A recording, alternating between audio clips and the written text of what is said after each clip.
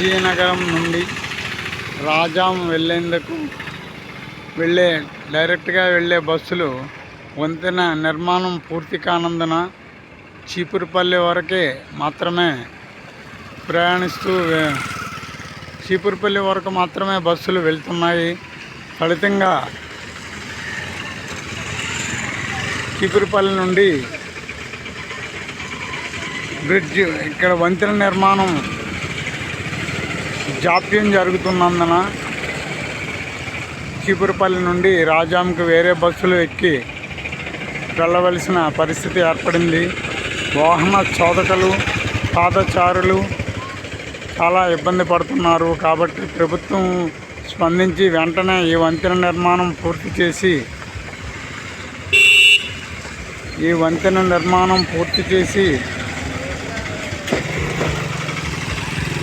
వంతెన నిర్మాణం త్వరగా పూర్తి చేసి ప్రజలకు సౌకర్యం కల్పించాల్సిందిగా స్థానికులు కోరుతున్నారు.